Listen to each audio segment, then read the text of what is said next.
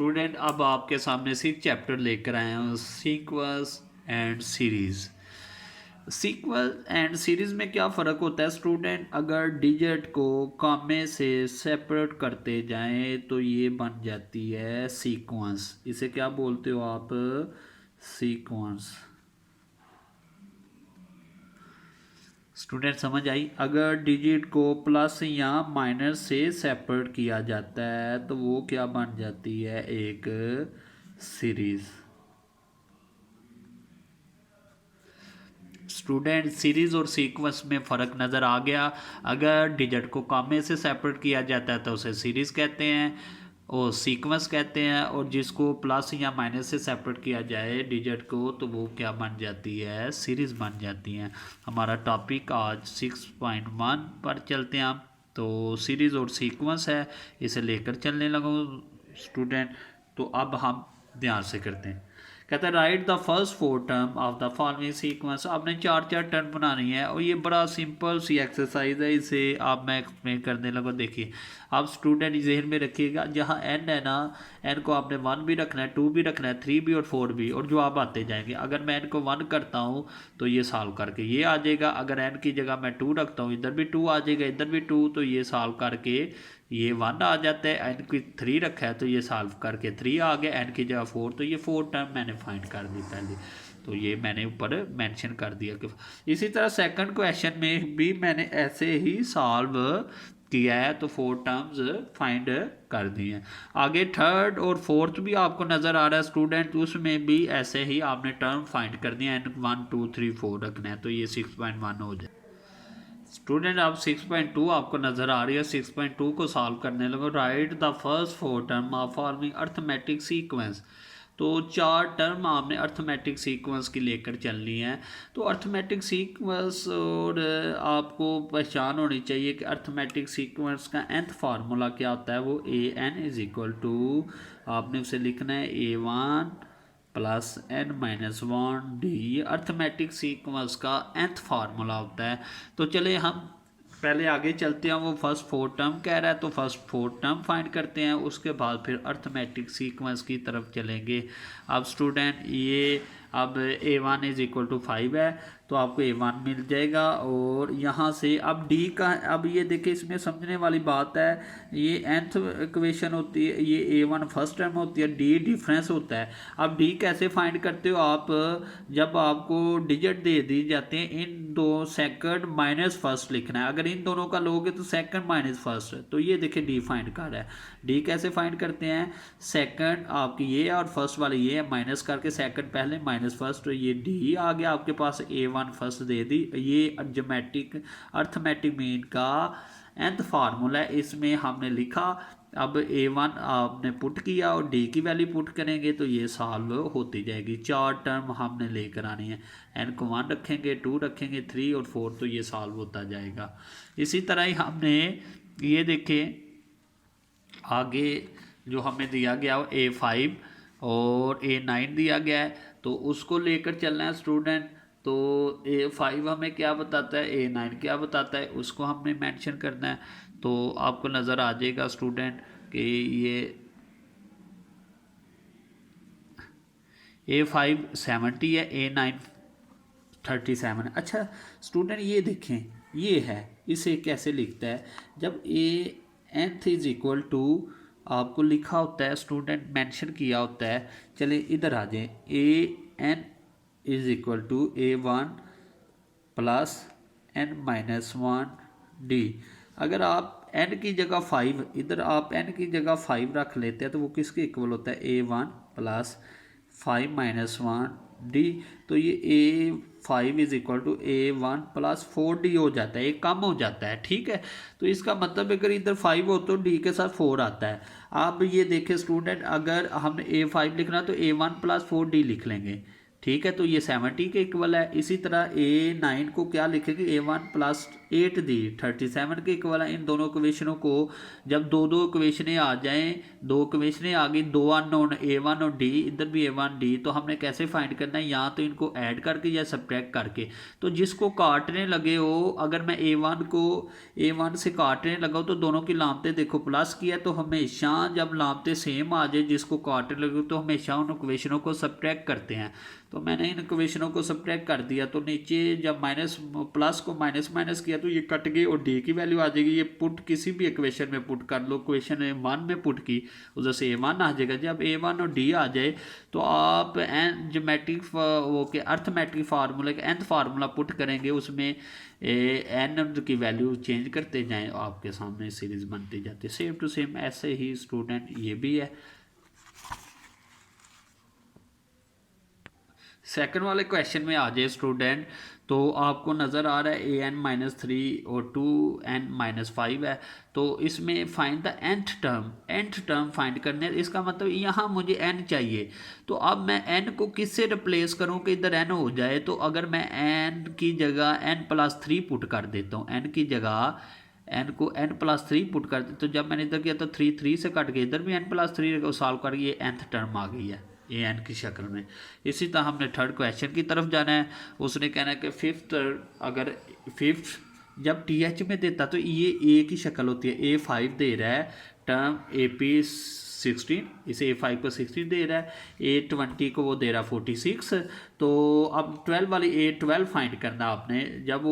जब भी याद रखना स्टूडेंट, जब भी वो किसी भी डिजिट के साथ th देता है ना, th टर्म की बात करता है, तो इसका मतलब ए की बात कर रहा है। सिर्फ वो टर्म की बात करेगा स्टूडेंट, तो इसका मतलब वो एन की बात कर रहा है। ठीक है, ये बात जहन में रखनी है आप लोगों ने। ठीक है, तो इसका मतलब A5 16 है, A20 ये है। सेम टू सेम उसी तरह जैसे पीछे काम किया इसे सॉल्व करते जाएंगे। 4 वाला क्वेश्चन भी सेम टू सेम इसी तरह ही सॉल्व होगा। 5 वाला क्वेश्चन भी स्टूडेंट इस तरह ही सॉल्व हो रहा है, हम उसे सॉल्व कर लेंगे और आगे चलते जाएंगे।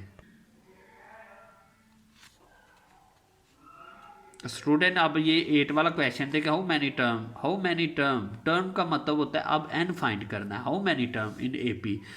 अच्छा, जब n फाइंड करना हो, आपको A1 भी दे दिया, AN भी दे दिया, D भी दे दिया, तो अब आपको पता है आपने जोमेट्रिक ये अर्थमेटिक nth फार्मूला लिखना है। आपने AN की वैल्यू A1 की भी दे दी, D की, तो पीछे n ही रह गया ना, इसलिए तो वो कह रहा है हाउ मैनी टर्म। जब भी वो टर्म बोलेगा सिर्फ th नहीं इस्तेमाल करता, इसका मतलब n की बातें कर, तो n आप फाइंड कर लेंगे स्टूडेंट। सेम टू सेम इसी तरह ही हम इधर भी n को फाइंड कर सकते हैं। और ये अब 10 वाला क्वेश्चन देखें, इसे सॉल्व करते हुए हमने डिटरमिन द वेदर 19/2, तो सेम टू सेम ये भी स्टूडेंट वैसे ही सॉल्व होगा। 11 वाला क्वेश्चन देखेंगे student, if L M N are the pth qth and odd term. अगर ये pth टर्म है L और M जो है qth टर्म है और N ऑड टर्म है, तो आओ इसे सॉल्व करते हैं हम स्टूडेंट। तो ये देखें आपके सामने, अगर pth टर्म है तो आपको पता है जहाँ जहाँ n था उधर आप p लिखते जाएंगे, तो ये तो L किसके इक्वल आ गया, A1 P-1D, ये L और P D को मल्टी, ये L1 M अगर क्यूथ है तो जहाँ n है उधर क्यू लिख दूंगा, और ये D मल्टी ये M टर्म ऐसे ही n। अब पहला सवाल आपने ये सॉल्व करना है, जहाँ अब L की वैल्यू है L की वैल्यू पुट कर दी है, जहाँ M की वैल्यू उधर M की वैल्यू पुट कर दी है। ठीक है, अब L इधर L की वैल्यू पुट की, इसके क्यू माइनस M की वैल्यू पुट की, और सबको मल्टीप्लाई किया, और जो प्लस माइनस के वो सबको काट दिया, तो ज़ीरो आ गया। सेम टू सेम इस तरह ही ये सॉल्व करना है स्टूडेंट। अब 12 वाला क्वेश्चन देखिए स्टूडेंट, तो आप देखेंगे आपको ये दिया गया find the nth term of sequence, nth term दे दिया। तो नीचे वाले देखे अवर के नीचे स्टूडेंट वो चेंज नहीं हो रहे, मसलन 4 7 10 चेंज हो रहा है, 3 नीचे से चेंज नहीं हो रहा। आप फिर ये सीक्वेंस ले ले, ऊपर वाली हमने ले ली 4 7 10 सीक्वेंस है, उसमें से फर्स्ट टर्म होती है वो A1 होती है, D क्या निकालते हैं, सेकंड माइनस फर्स्ट, वो D भी निकल आया। आपने AN फाइंड करना है, अर्थमेटिक का फार्मूला लिखा है, nth फार्मूला लिखा है हमने। ठीक है, तो उसमें उसकी वैल्यू पुट करके वो nth ये आ गई है। अब लास्ट में आप ये लिख लेंगे। अब स्टूडेंट आपकी nth टर्म ये आ गई है। अब देखें 13 वाला क्वेश्चन सेम टू सेम ऐसे ही लेकर चल रहा है, a over b, a 1/a, 1/b, 1/c are the A P. अगर ये ए पी है तो ए पी की सबसे बड़ी निशानी होती है कि उनका डिफरेंस जो होता है ना वो इक्वल होता है। उसका सबसे अगर अर्थमेटिक प्रोग्रेस की आपने स्टूडेंट जहन में रखनी है निशानी, तो उसका डिफरेंस सेम होता है, तो डिफरेंस को आप लिख लेंगे। स्टूडेंट आप देख रहे हैं कि अगर ये अर्थमेटिक प्रोग्रेस है तो उसमें सबसे बड़ा क्या होता है कि उसमें डी जो होता है, अगर हम इन दोनों का फर्स्ट सेकंड माइनस फर्स्ट करना है और इन दोनों का लेंगे तो second minus first, D equal होता है। अच्छा, अब डी जब इक्वल होता है तो दोनों डी को आपने इक्वल रख लिया, तो जब दोनों डी को इक्वल रखा तो इसे सॉल्व करना शुरू किया। हमने क्या किया, बी वाली जो है ना ये माइनस हो रही है उधर जाके प्लस, ए वाली माइनस हो रही है इधर आके प्लस। अब एलसीएम लिया, इसका भी एलसीएम लिया। तो अब ये देखिए स्टूडेंट इसमें क्या हुआ है कि उल्टा दिया मैंने, इस रकम को उल्टी कर दी तो ये भी उल्टी हो गई, 2 उधर जाके मल्टीप्लाई हो गया और इस तरह ये साबित हो गया। ठीक है, 12 वाला क्वेश्चन सेम टू सेम 14 भी ऐसे ही कह रहा है कि अगर ये ए पी है तो आपने इसे खुद सॉल्व करना है स्टूडेंट और डी की वैल्यू निकालनी है। आप देख सकते हैं स्टूडेंट आपके सामने अब अर्थमेटिक मीन का जिक्र करने लगा हूँ। तो अर्थमेटिक मीन का फार्मूला क्या होता है, हम ये लिखा हुआ है सामने कि ए इज़ इक्वल होता है, A is equal A plus B over 2, A plus B over 2। हमने ये ध्यान में रखना है, अर्थमेटिक मीन ऐसे करनी है। तो हम एक्सरसाइज की तरफ जाते हैं। स्टूडेंट ये 6.2 नज़र आ रही है आपको, इसमें मैंने 6.3 है ये, इसमें अर्थमेटिक मीन फाइंड करना। तो पहले को आप ए कहते हो, दूसरी को बी कहते हो, फार्मूला लगाकर अब उसे सॉल्व करना है हमने। तो ये देख रहे हैं स्टूडेंट आपको नज़र आ रहा है। तो आगे हम चलते हैं, ये देखें इसे ए कह दिया मैंने, इसे बी कह दिया, बस फार्मूले पुट किया और ये अर्थमेटिक मीन आगे सेम टू सेम ऐसे ही सवाल करने हैं। अब ये सेकंड क्वेश्चन में आ जाए, सेकंड क्वेश्चन में वो अर्थमेटिक मीन कैसे ले रहा है, आपको 5 और 8 दे रहा है। तो कह रहा है कि ए एंड बी, ये 5 और 8 आर 2 अर्थमेटिक मीन है बिटवीन ए और बी के, ए और बी के दरमियान ये 2 अर्थमेटिक मीन है। ठीक है, तो आपने क्या फाइंड करना है अब, फाइंड ए एंड बी। तो अब ये देखिए स्टूडेंट, अब कैसे आप फाइंड करेंगे, आपको पता है ये अगर इन दोनों का डिफरेंस लेता हूँ तो हम कहेंगे सेकंड माइनस फर्स्ट, तो ये डी की वैल्यू आ जाएगी। ठीक है स्टूडेंट, अब आगे चलते हैं। ये हमने लिखा हुआ nth फार्मूला, इसको लेकर, और ये बी भी हमने लिखी हुई है। तो अब स्टूडेंट इसे लेकर चलते हैं आगे, आपको समझ आनी शुरू हो जाएगी। अब ये देखें, ए को हम लिख सकते हैं 5 माइनस डी और बी को हम लिख सकते हैं 8 प्लस डी। ठीक है स्टूडेंट, अब ये कैसे निकला है ये आपको मैं बताता हूँ। ये ऐसे है कि आपने जब इन दोनों का डिफरेंस लेना है तो वो 5 माइनस 8 आना था। क्या आना था, 5 माइनस ए। ये जो फर्स्ट 2 टर्म थी इनका जो डिफरेंस आना था 5 माइनस ए। तो अगर आप ए को उधर ले जाते हैं और डी को उधर ले जाते हैं तो ये 5 minus D, same to same ऐसे ही किया है कि जब इसका डी निकालना है ये सेकंड वाली को, तो बी माइनस 8 लिखना था। तो अब ए बी उधर 8 उधर जाके प्लस हो गया, बी की वैल्यू आ गई डी प्लस 8। तो लिहाजा ये ऐसे डी की वैल्यू पुट, इस तरह ए और बी निकाल लिया आपने स्टूडेंट। इस अब थर्ड क्वेश्चन में आ जाए स्टूडेंट। तो अर्थमेटिक मीन, अगर आपने फाइंड 6 अर्थमेटिक मीन बिटवीन 2 और 5 के दरमियान 6 अर्थ, ये A1 A2 A3 A4 A5 A6, ये 6 अर्थमेटिक मीन है, किन के दरमियान रखे 2 और 5 के।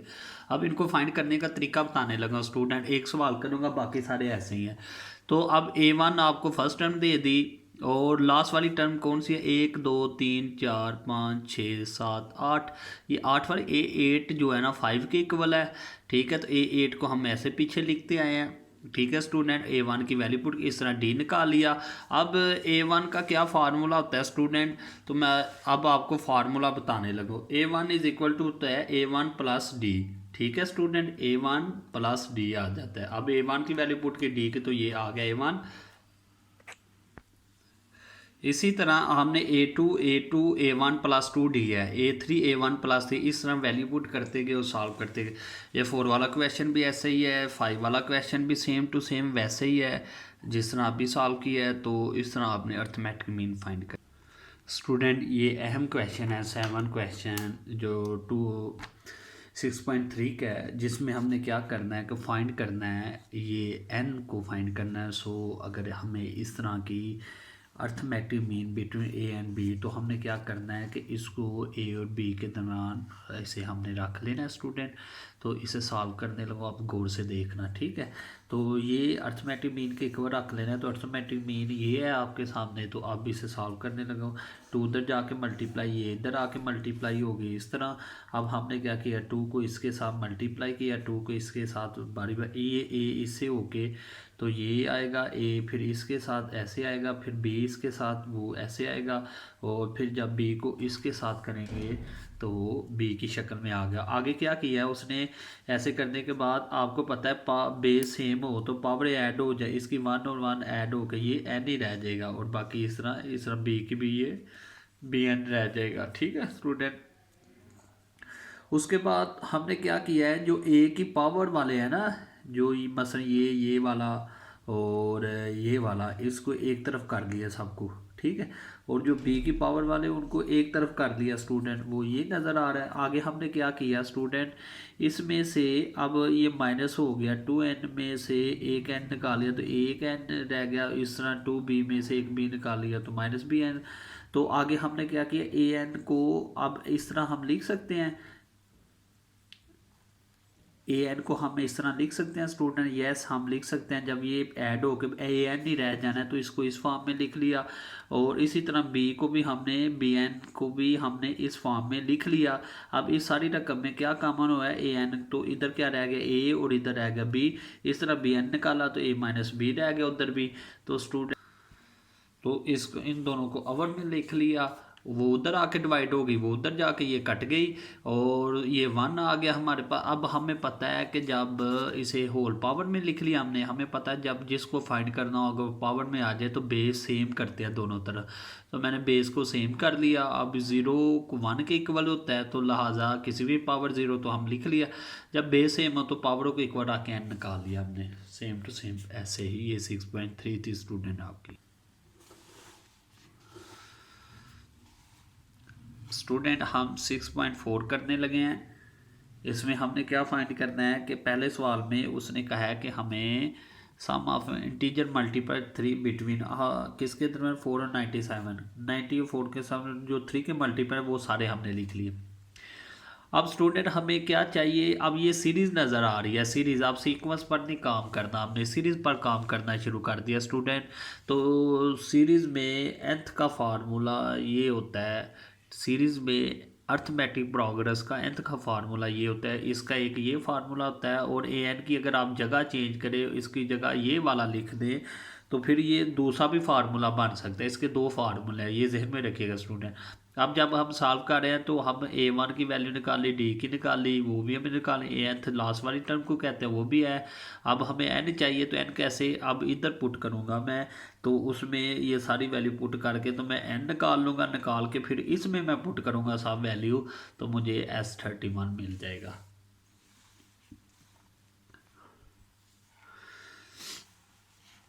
ये क्वेश्चन समझिएगा स्टूडेंट। इसी तरह 6.4 सारी फिनिश हो जाएगी कि अगर आपको एक सीरीज़ दी गई है, तो आपको जो सीरीज़ में उसने क्या फाइंड करना है, ये जो ए के नीचे ये जो 16 लिखा है ये असल में n की वैल्यू है, क्योंकि ए के नीचे n होता है। अगर ये 16 है तो इसका मतलब n 16 है। और डी कैसे निकालते हैं, सेकंड माइनस फर्स्ट, तो आप वो करेंगे तो वो भी डी भी निकल आएगा। इस तरह A1 भी आपको नज़र आ रही है, और ये सारी आप ये सेकंड फार्मूला है। जब A1 की जगह आपने AN की जगह चेंज की तो ये सेकंड फार्मूला बन जाता है ये अर्थमेटिक प्रोग्रेस का सीरीज़ में। तो अब इसकी सबकी वैल्यू पुट की हुई है, सॉल्व है। इस तरह सारे क्वेश्चन सॉल्व होने हैं 6.4। ये थर्ड वाला क्वेश्चन देख ले, how many term of series. ये आपको सीरीज़ नज़र आ रही है, तो कितनी टर्म होगी, तो आपको पता फर्स्ट वाली A1 होती है, डी भी आपको निकालना आता है, और लास्ट वाली जो होती है वो SN होगा। इसमें अमाउंट जब देते हो तो SN लास्ट वाली, क्योंकि सीरीज़ में लास्ट टर्म SN होती है, ठीक है। तो इसका मतलब SN भी दे दे, तो आप हाउ मैनी टर्म मतलब n फाइंड करना है, तो आप इसमें आप पुट करेंगे फार्मूले में, तो आपको नज़र आ रहा है स्टूडेंट, तो आप n फाइंड कर लेंगे। इस तरह आप वो सॉल्व करते जाएंगे। अच्छा, फोर वाले क्वेश्चन में भी सेम टू सेम ऐसे ही है, आप उसके एन टर्म को लेकर वो चाह रहे हैं तो वो सॉल्व आप कर लेंगे। स्टूडेंट 5 वाला question, find the sum of 20 term of the series whose. अब कहते हैं find the sum of 20 term of the series whose rth term is, ये है। तो अब स्टूडेंट ये देखिए ऑर्थ टर्म अगर हमने ये लिखी हुई है तो इसमें क्या करना है कि आपको नज़र आ रहा है कि आर की वैल्यू चेंज करते जाना और इसे सॉल्व करते जाना। अब ये एक सीरीज़ बन जाएगी, उसमें एक सीरीज़ बना के अब फर्स्ट जो टर्म है वो A1 है, जो डी निकालेंगे डिफरेंस, और 20 टर्म निकलेंगी तो n की वैल्यू है तो S20। अब वो सारा सॉल्व करके इस तरह आपने 6 वाला भी सेम टू सेम ऐसे ही करना है स्टूडेंट, और आगे सॉल्व। ये कह रहे थे ratio of sum of term of two series AP की, अगर ये सीरीज़ है इसकी ratio find the ratio of 8 term. अच्छा, अगर ये फर्स्ट सीरीज़ है और ये सेकंड सीरीज़ हम लेकर चलें A1, अब ये आपने कॉमन डिफरेंस ये देखें, अब ये रेशियो अगर इसकी ये है, किसकी है, sum of, ratio of sum of nth term. Sum का मतलब होता है एस वाली, आप सीरीज़ की बातें करने हैं, सम या माइनस आए तो सीरीज़ की कहते हैं 2 टर्म लेनी है सम की, तो उसने हमने ले ली, उनकी रेशियो ये लिख ली हमने, ठीक है। तो उसको सॉल्व करना हमने शुरू कर दिया, तो ये लिखें, इसकी वैल्यू लिखी, इसकी भी वैल्यू लिखी हमने। तो उसमें से फिर हमने क्या किया, 2 को कॉमन निकाल के काटा, फिर उसके बाद n/2 को काटा हमने। उसके बाद हमने क्या किया कि इसको अब देखें आगे सॉल्व करें। अब हमें पता है कि अगर A7 की बात की जाए तो इसमें से भी 2 और ये 2। अब स्टूडेंट आपको पता है अगर मैंने इसे 8 बनाना है, A8, तो A8 आपको पता है कि इसके इक्वल होते A1 + 7D। अगर ये D के साथ जो इसे अगर मैं 7 के इक्वल रख दूँ तो A8 हो जाएगी। ये सारी रकम को मैं 7 के इक्वल ले जाऊँगा।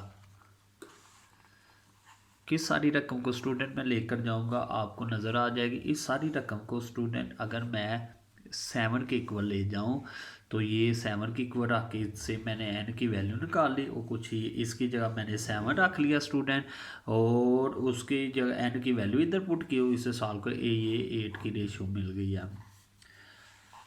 स्टूडेंट 8 वाला क्वेश्चन देखें आप, तो उसमें लिखा हुआ है कि if S2 S3 S5 are the sum of, अगर ये सारी टर्म है तो आप शो डैट ये चीज़ बनाए, तो ये आपको फार्मूले आते हैं, आपने ये सॉल्व खुद करना है स्टूडेंट। अगर आपको A1 दे दिया गया है और 50, तो फिर वो ही सॉल्व जिस तरह हमने 8 वाला किया है सेम टू सेम ये भी क्वेश्चन वैसे ही सॉल्व होना है। उसके बाद हम 11 वाला भी क्वेश्चन सेम टू सेम वैसे ही सॉल्व होना है स्टूडेंट। पिछले सारे क्वेश्चन स्टूडेंट वैसे ही सॉल्व होने थे। अब मैं 18 वाला क्वेश्चन उठा रहा हूँ।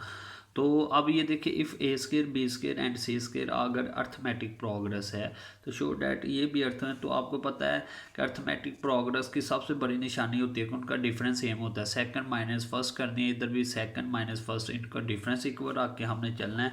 अब ये इसके इक्वल आ जाएगा B-A। अब इनका भी इसे भी अर्थमेटिक प्रोग्रेस प्रूव करना है, तो ये भी हम सेकंड माइनस ये डिफरेंस लेके एलसीएम लेंगे। एलसीएम लेके जहाँ B-A नज़र आएगा वहाँ उसकी वैल्यू पुट की, उसे हमने सॉल्व किया तो ये नीचे आ गई। तो ये अब आगे देखें, इसको जो कट रहा है उसे मैंने काट दिया, तो बाकी C-B और B नीचे क्या बचा है A + B बच गई। तो क्या ये जवाब इक्वल नहीं आ गया। इस तरह ये 6.4 सॉल्व हो जाती है सारी। अब स्टूडेंट 6.6 को लेकर चलते हैं। तो इसमें कह रहा है कि find the 5th term of GP। तो GP की फर्स्ट 5 टर्म फाइंड करने हैं। तो अब आ गई है GP। तो इसमें nth फार्मूला होता है GP का, AN = A1 और n-1। अब उधर हमने इसमें हमें अगर GP की निशानी रखनी होती है तो इसमें R जो होती है ना वो सेम हो तो GP ठीक रहती है। अगर आप देखिए ये एक सीरीज दी गई हमें, जो फर्स्ट टर्म होती है A1 होती है। R कैसे फाइंड करते हैं, सेकंड ऊपर और फर्स्ट वाली नीचे, रेशो को R कहते हैं। ये फाइंड हमने कर लिया।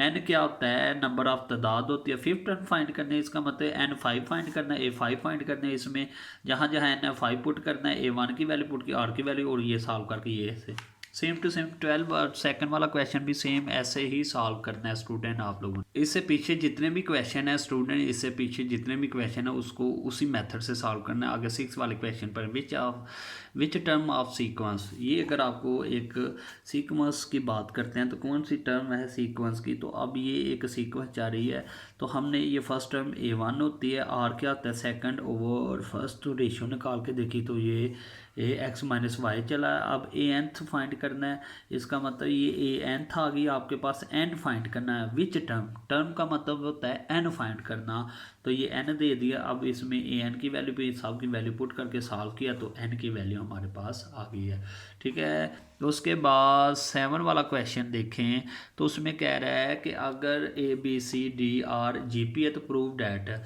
तो फिर हमने अगर ये GP है तो आपको पता है कि आपने रेशो फाइंड करनी है, सेकंड ऊपर फर्स्ट नीचे, फिर सेकंड ऊपर, ये रेशो इससे हमने वैल्यू निकाल ली। फिर इसमें हमने इसकी अगर प्रूव करना है तो इसमें भी हमने सेकंड ऊपर और इसकी B की वैल्यू, C की वैल्यू और D की वैल्यू इसमें पुट करी,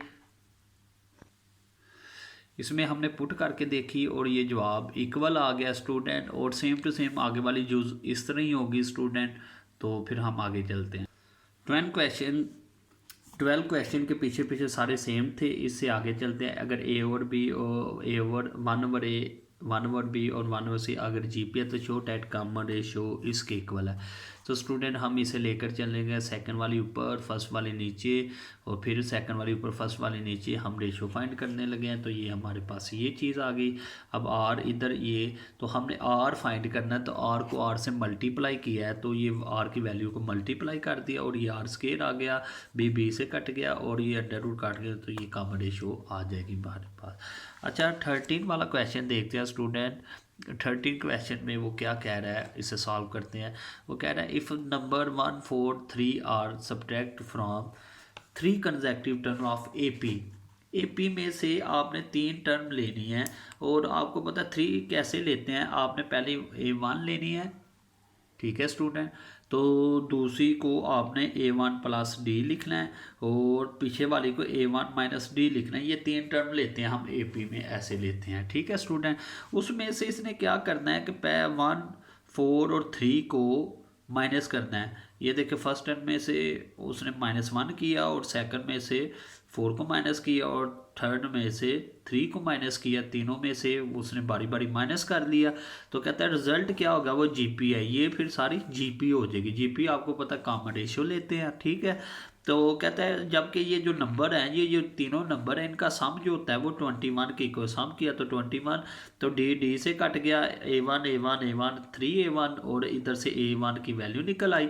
अब इसमें A1 की वैल्यू पुट की हमने तो ये नंबर हमारे पास ऐसे तो शो होने शुरू हो गए, ये 6 - D 3 और 4 + D। हम इनका अब ये सेकंड फर्स्ट का हमने रेशो ली और ये भी सेकंड और फर्स्ट की रेशो ली और उधर से D की वैल्यू निकाली। इस तरह फिर हमने ये नंबर भी फाइंड कर लिए। 1 की वैल्यू पुट करेंगे, इसमें D की वैल्यू पुट करेंगे, तो इस तरह ये तीनों नंबर भी फाइंड कर लेंगे स्टूडेंट। 14 वाला क्वेश्चन भी सेम टू सेम वैसे ही है स्टूडेंट जैसे ये 13 वाला किया है, इसे खुद सॉल्व करेंगे आप लोग। स्टूडेंट अब ज्योमेट्रिक मीन कैसे फाइंड करते हैं, उसका फार्मूला होता है कि G = 1 - √AB, ठीक है स्टूडेंट। अब ज्योमेट्रिक मीन हम फाइंड करेंगे। तो 6.7 पर हम आ गए हैं, इसमें ज्योमेट्रिक मीन हम फाइंड करने लगे हैं। तो इसमें लिखा हुआ है कि अगर पहली रकम को हमने A कहना है, सेकंड को B कहना है, तो ज्योमेट्रिक मीन फाइंड करने हैं, तो उसमें हमने ये फार्मूला पुट करना है। तो इसे सॉल्व करना शुरू कर देना हमने स्टूडेंट। ये अब उसमें A और B की वैल्यू पुट के सॉल्व करके ये आ गया। सेम टू सेम ऐसे ही करना है। अब सेकंड वाला क्वेश्चन देखें student. Insert 2 geometric mean between, अब इन दोनों के दरमियान 2 ज्योमेट्रिक मीन पुट किया, 1 और 8 के दरमियान G1 और G2। अच्छा जो फर्स्ट टर्म A1 है और फोर्थ वाली टर्म A4, इसे अब हमें पता है कि इसमें A4 ज्योमेट्रिक मीन में कैसे आता है। अगर n = होता है A1 और n-1, तो आप n की जगह 4 लिखेंगे स्टूडेंट, n की जगह क्या लिखेंगे 4, तो ये आ जाएगा A1 और 4 - 1 क्या आ जाएगा A4 is equal A1 R3। इसका मतलब है जो इधर होता है R की पावर एक कम आती है, तो इसका मतलब A4 की जगह हम लिख सकते A1 R3, ये लिखा, A1 की वैल्यू पुट की, इस तरह R निकाल लिया। अब ज्योमेट्रिक G1 और G2 कैसे फाइंड करना है स्टूडेंट, ये जहन में रखिएगा। G1 का फार्मूला आता है A1 R, G2 का फार्मूला आता है A1 R स्केयर, G3 की बात करेंगे तो A1 R क्यूब होता जाए, ऐसे अप टू सो ऑन। अब A1 की वैल्यू और R की वैल्यू तो इस तरह ये आप सॉल्व कर सकते हैं। आगे सारे क्वेश्चन सेम टू सेम ऐसे हैं स्टूडेंट। मोस्ट इम्पोर्टेंट क्वेश्चन 6 जो जैसे हमने 6.3 में किया था, अब 6.7 में भी हमने एन फाइंड करना और इसको ज्योमेट्री मीन के इक्वल रख लिया पॉजिटिव के, अब माइनस निशान लिखना। सेम टू सेम हमने वैसे ही वर्किंग की, ये उधर जाके मल्टीप्लाई हो गया। अब ये जो जब मल्टीप्लाई हुआ तो ये 1/2 हमने सेपरेट, अब ए इससे भी मल्टीप्लाई हो के तो ये आ गया आपके पास, पावर ऐड हो गई। अब ये जब ये इसके साथ तो बी वैसे का वैसे साथ है, जब ये सारी इससे तो बी की पावर ऐसे आ जाएगी। अब स्टूडेंट आगे देखिएगा, अब ए की पावर वाली को, अब बी की पावर वाली को हमने सॉल्व करना शुरू कर दी। अब क्या ए एन को हम ऐसे लिख सकते हैं n-1/2 और 1/a, ये इसे काट के फिर ए एन ही आ जाएगा, हाँ लिख सकते हैं। और बी एन को भी हम ऐसे लिख सकते हैं। अब ए एन वाली एक तरफ कर दी सारी और बी एन वाली एक तरफ कर दी। अब इसमें से सारी में से an-1/2 कॉमन हो रहा था, तो बाकी a1/2 और b1/2, इस तरह b में से भी ऐसे निकाल लिया हमने, तो ये उधर जाके डिवाइड, ये इधर आके डिवाइड हो गई और ये दोनों कट गई, 1 आ गया। तो अब ये होल पावर लिख ली और इधर हमने बेस को अब सेम करना है जैसे पीछे हमने, जिसको फाइंड करना हो अगर वो पावर में आ जाए, अननोन पावर में आ जाए तो बेस सेम करते हैं और पावरों को इक्वल रख के एन की वैल्यू निकाली। ये मोस्ट इंपॉर्टेंट था क्वेश्चन स्टूडेंट, ये थी आपकी 6.7। स्टूडेंट हमने 6.10 करनी है, इसका मैं थोड़ा सा हिंट दूंगा, ये सेम टू सेम अर्थमेटिक, पीछे जो 2 एक्सरसाइज छोड़ी हैं वो नहीं हमने करनी, उसमें से पेपर भी नहीं अटैम्प्ट होता और वैसे भी वो इम्पोर्टेंट नहीं, तो अब इसे लेकर चलते हैं। 6.10 में हमने find 9th term of harmonic sequence. अब हार्मोनिक सीक्वेंस आ गई है। अब हार्मोनिक सीक्वेंस की nth फार्मूला क्या होता है, वो same to same arithmetic progress की तरह होता है, बस उसका उल्ट होता है। ये देखें, ये एक सीक्वेंस हार्मोनिक सीक्वेंस है, इसे हमने अर्थ प्रूव करना हार्मोनिक प्रोग्रेस, तो पहले इसे हमने सीधा करना, उल्टा लेना है। जब उल्टाया 3-7 हो गया, तो अब आप देख रहे हैं स्टूडेंट 3-7 हो गया इसे, तो हमने कैसे सॉल्व करना है इसे। अब फर्स्ट टर्म को A1 कहना है, सेकंड को D कहना है, क्या कहते हैं सेकंड माइनस फर्स्ट D आ गया आपके पास। और अब आपने यहाँ से वैल्यू पुट करनी है, कौन सी 9th टर्म, तो N9 आपको दे दिया गया है, तो A9 ये फाइंड कर दिया हमने, जैसे अर्थमेटिक प्रोग्रेस करते हैं जब ये आ जाते तो उसको उल्टा लें तो वो 9th टर्म होती है हार्मोनिक प्रोग्रेस। ये 6.10 ये सारी की सारी अर्थमेटिक प्रोग्रेस को फाइंड करते जाएं, उससे उल्टाते जाएं तो हार्मोनिक प्रोग्रेस हो जाती है। इस तरह आपने 6.10 सारी सॉल्व करनी है स्टूडेंट, ये आपको ऑलरेडी आती है। ये था हमारा 6th चैप्टर, तो इसके साथ इंशाल्लाह हम फिर गुफ्तगू करेंगे। वीडियो पसंद आई तो लाइक करें, अपनी राय कमेंट करें। ऐसे ही मजीद वीडियोस के लिए हमारा चैनल सब्सक्राइब करें और बेल का आइकन दबाएं ताकि आपको हर वीडियो का नोटिफिकेशन मिलता रहे।